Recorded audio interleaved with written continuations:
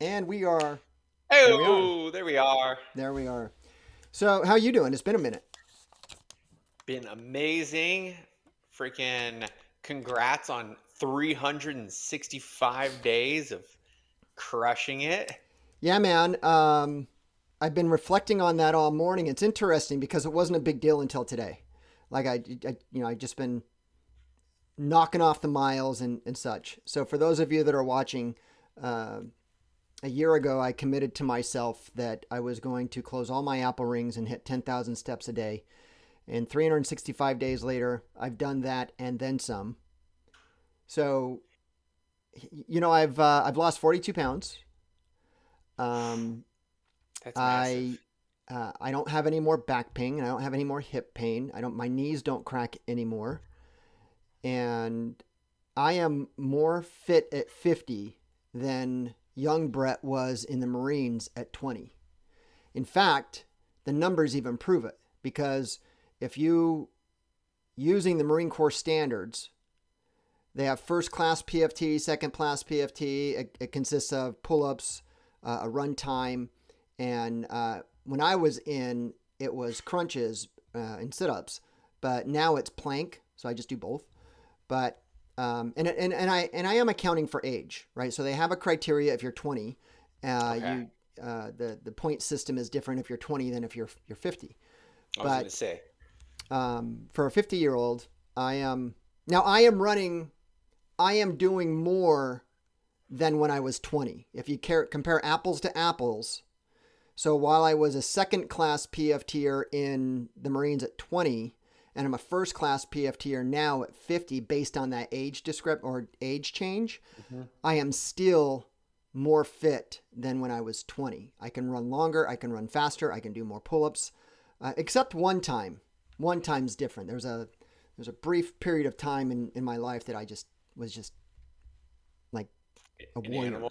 Yeah, I was an animal. But overall everything. So yeah, that's kind of cool, and learned a lot from it.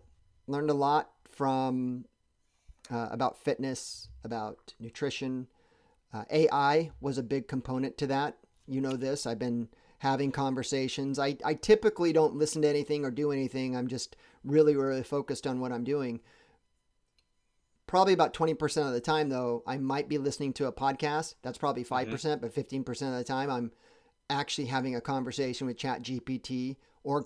Grok in regards to intermittent fasting, in regards to recovery and such. And gotta tell you, man, we are living in a great time with Yeah. like Gen X. We've seen the things that we've got to do and see and everything. It's so It's cool. in, it's insane. It's insane. Yeah, being able to grow up, you know, feral kids in ditches and getting dirty to this is absolutely wild. I love how you I said feral kids because that just took me back to we didn't have pagers, we didn't have cell phones. It's like we leave the house, you don't tell anyone where you're going, and you just know you Yeah, have to come home before the street lights turn on. it's wild the contrast of like Like I would take my bike and I would go miles away. miles and miles and miles, ride bikes for hours and hours on end, all day long, leave in the morning, just yeah, And if you needed it's anything, you just had to have a dime in your pocket to hit a payphone.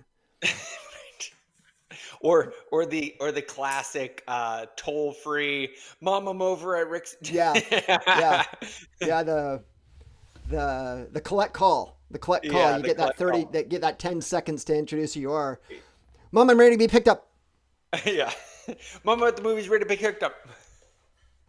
Dude, Yeah, so yeah. awesome. So really cool. So one thing that I'd like to talk to you about because it's been 3 weeks. I was in Dubai. Dubai is still Yeah, amazing. I think everyone should go there and witness it. Is it hot? Yes, it's hot. It's not going to make anyone melt. I think that is over exaggerated.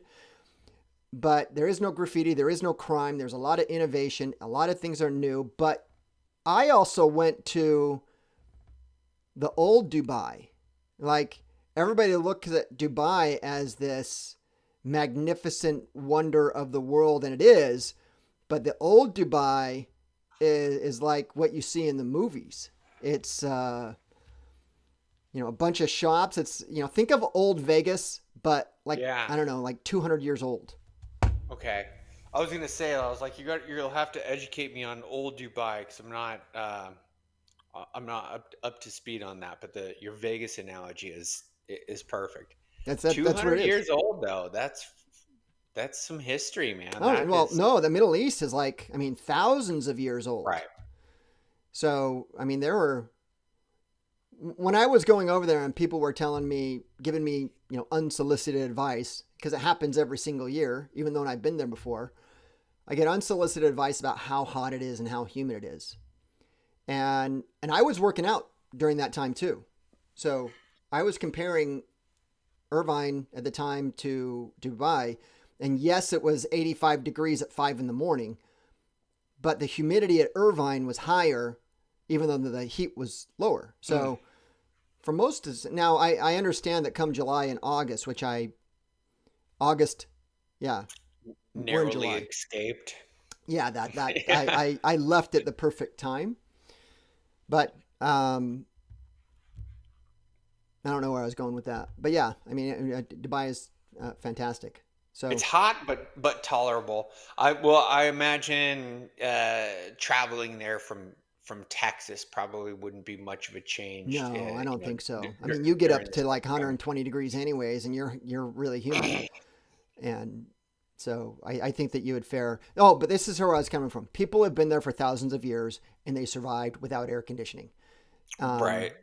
it's naive to think that we're going to melt. And I think that I read this book called The Comfort Crisis, and it was introduced. It came into my world because of what I've been doing on my fitness realm. And in that book, Yeah. it talks about, if I had to just sum it up, is that we've become weak.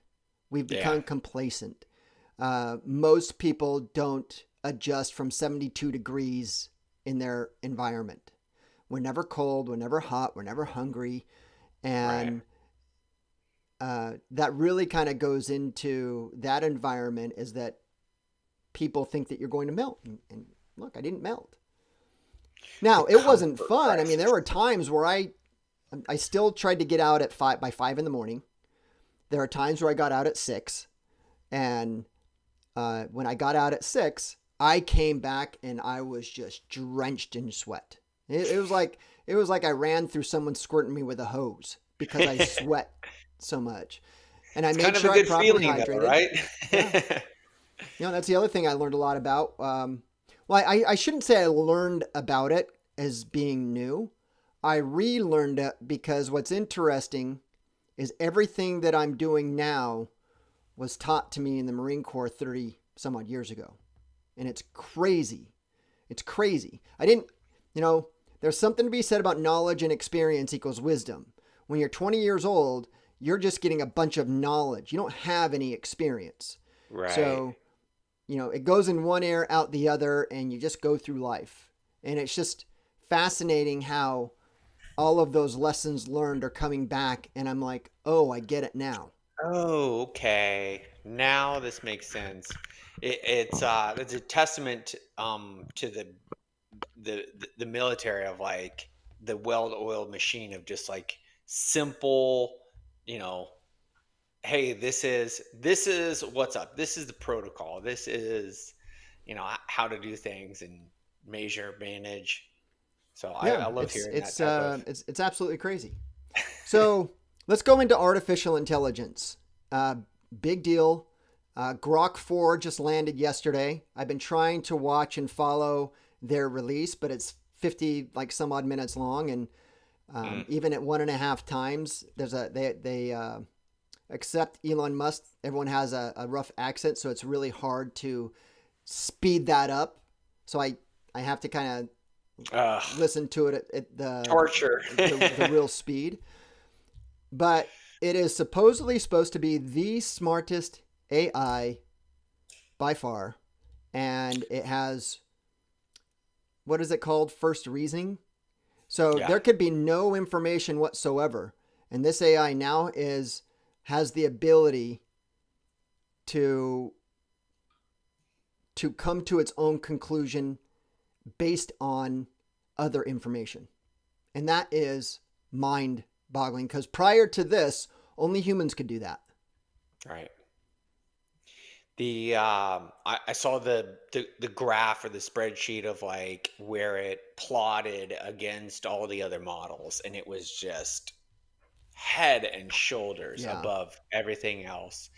I mean, right in the middle of the pack as far as like kind of cost wise, as far as like usage, but just night and day difference in the output. So I have not personally used it. I've heard good feedback from a few people who have, for a few specific things, but um, yeah, Yeah, so I'm going exciting times. to, it's $30 a month. So I've been going back and forth with ChatGPT and Grok. I canceled my Grok a few months ago because ChatGPT just has more integration. Yeah. Grok now also has the folders, kind of like the project folders like Okay. ChatGPT does, but it's not its API is not as doesn't have the Yeah. ability to integrate as much. Now I don't know if that's still true. I want to go back and look at it, but um, for what I'm using it for what you're using it for, I don't think we need Einstein to do a lot Right. of that stuff, but I'm definitely going to. I like Elon. You know what I like about Elon right now is that from a political standpoint, both parties hate him. Like Yeah. like when you have both parties that hate you, I think that's probably that takes some Right. goost, Yeah. whatever that word is. Yeah. No, I feel you there. He's able to, hold his own personal viewpoint, not, bend, and obviously he, went um, hard to the right, during the election, but that was clearly like in the grander scheme of things, like he saw like essentially an existential crisis that like if he didn't try to put himself involved in there, that would have been the turning point that all the other dominoes would have fallen from. So it was like either I'm trying to solve this problem and this problem. If I don't do this, get myself plugged in here as well. So yeah. And he's doing all of this stuff so he can get to Mars. If you really look Right. at it.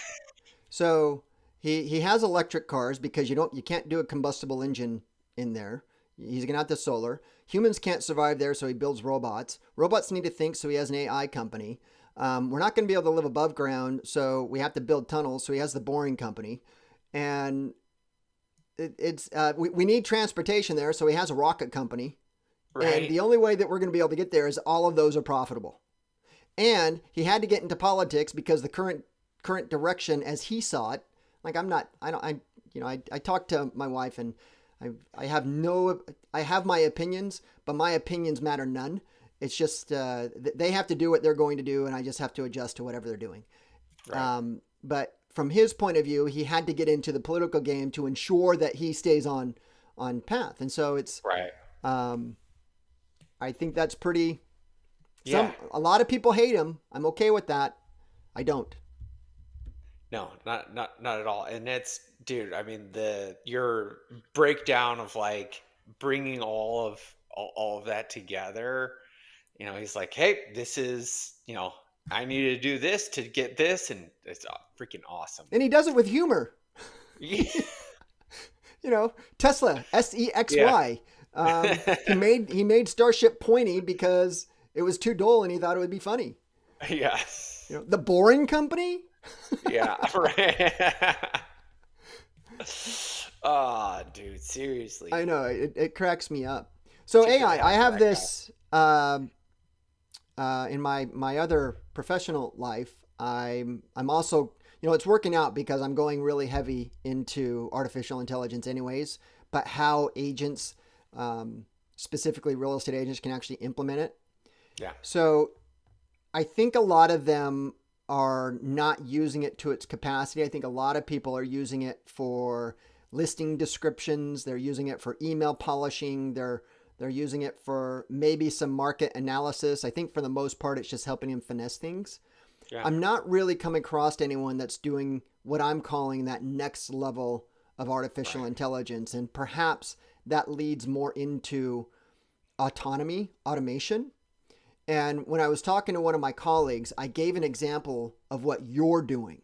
I said, I have this buddy who primarily coaches mortgage people, and he's developed a way that AI is actually doing cold outreach phone calls. And uh, number one, they're converting to appointments, but the AI is also accessing people's calendar and putting that appointment on the books and then launching that campaign. I Yeah. think we talked about that a few months ago. So Yeah. fast forward to now, I'd like to know, are you still doing that? What kind of numbers are you now looking at if you are? And then what other kind of innovative things are you looking at that people are doing? Like what's Yeah. the next thing? So still doing it, yes, is primarily on a B2B Sure. approach, just for, kind of keeping things Compliant. compliant, copacetic type stuff.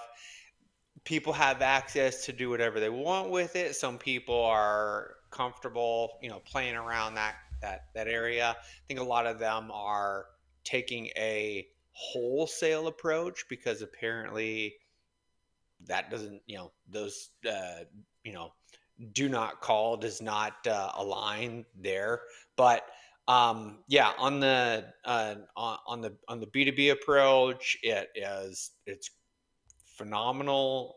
We're able to, outbound call. I've actually tried to do try to test some traditional like cold calling too, to like uh to be able to have them side to side, because I think there's gonna be like there's an um people are going to crave some more of that like human component to things, where it's going to open up. So I don't want to completely put that to the side, but um there's not any really significant breaking um changes over the last like 6 months, and on that line of things. It's more of just kind of, okay, now there's this, what's kind of the next bottleneck in that process.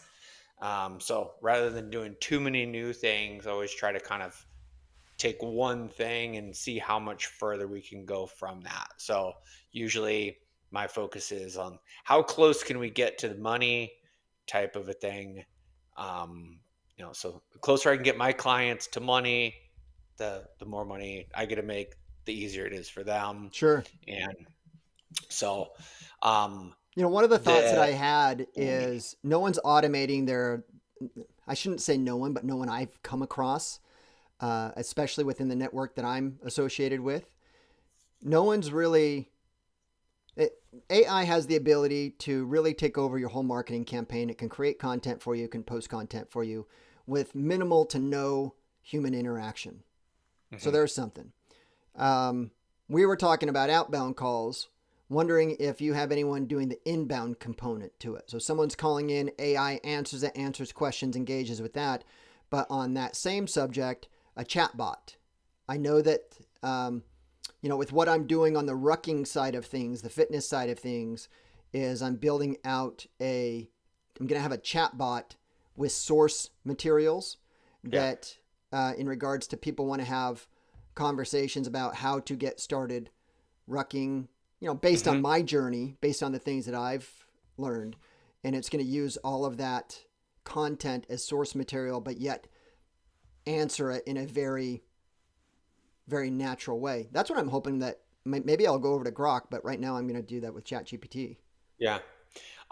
Yeah. So uh, on the inbound and text based stuff. So we have inbound. Essentially, it's almost like a receptionist, It's trained right now for booking of calls. It can do live transfers, which is definitely the highest converting stuff. Trained on a knowledge base, you can have train it based off of easy things like, hey, here's my website for just some general knowledge, but also still access to just basic internet. One of the easy kind of things to do as well is like simply train it on like a simple Google Doc. If you have your Yeah. own SOPs from your company or products, or give it access to MLS data, whatever, you can have it, have pretty much have access to all of that. So that's awesome. That's inbound. The kind of the on the tech side of thing, where we've really seen the biggest, the biggest lift is actually a more natural follow up. So it can have like a basic conversation just on like qualification type stuff, but a more nuanced follow up. So like, let's just say, for example, somebody's like, you have a new lead come in, AI is reaching out to begin to qualify them a little bit, but they're like, hey, I'm driving, I'm headed to my kid's soccer game right now. Like, can you call me back tomorrow, or tomorrow at 2? Like it can do, you can, It'll set its own appointment to call back at 2 set its own o'clock. appointment, and it will follow back up like on the dot or within like a minute or two. And are you doing that through like Zapier or Make.com, or actually let me look at the time. Most built a lot into high level through our agent flywheel connections. Got it. All right. So that's the go between. And so it's, that's been super awesome too, because everybody's really hard at, really bad at follow up. It's just life, the life of the agent. No, that's the life of some agents, not most of them. They just are not good at follow up. So yeah, look, it's right here at the top of the hour. Yes, sir. I would like to pick back up on that conversation next Friday, because that's awesome. But I got to go and do an interview right now. So, all right, my brother. Let me go. Talk to you next week. Bye. Let's get it.